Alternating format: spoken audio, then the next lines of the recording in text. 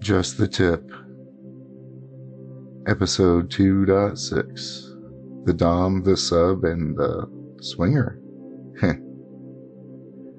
Last time we spoke about plotting versus pantsing.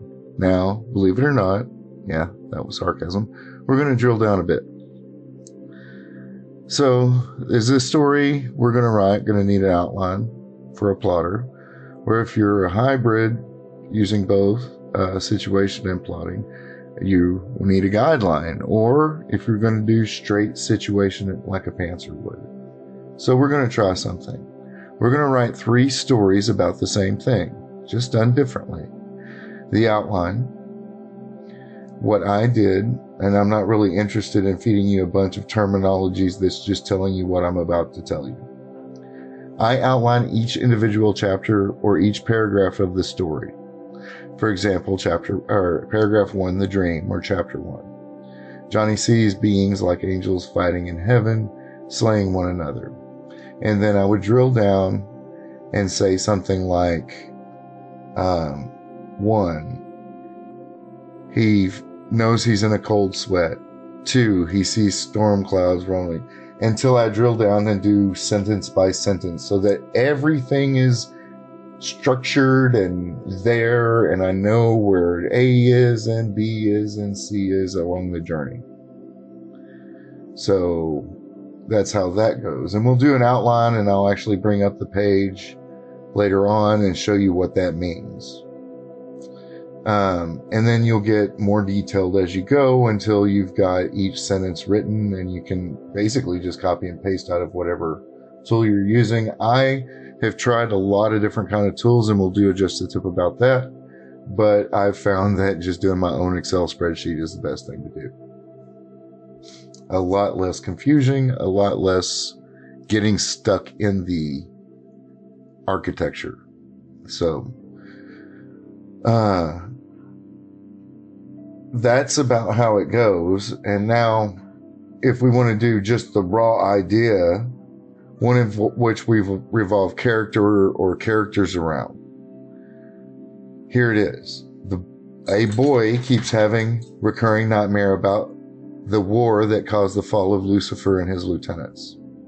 Now here we would create the boy, a character to go from letting our full imagination ramble on paper.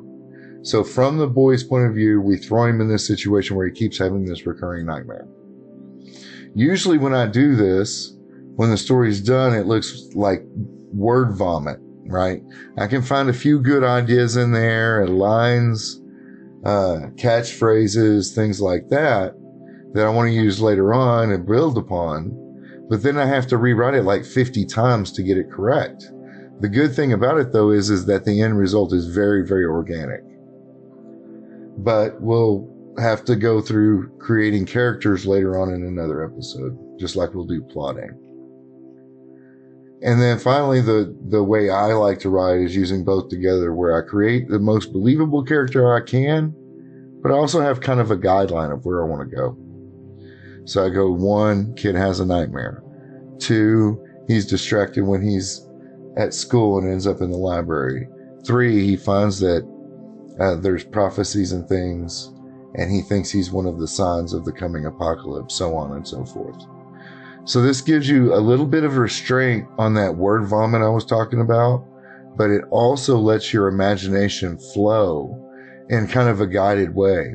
And it makes that story feel organic and yet structured at the same time. So next time we'll talk about that rigid structure and do a complete story outline. And then you can watch me do it on paper. And we'll have version A of our little story that'll be formed from.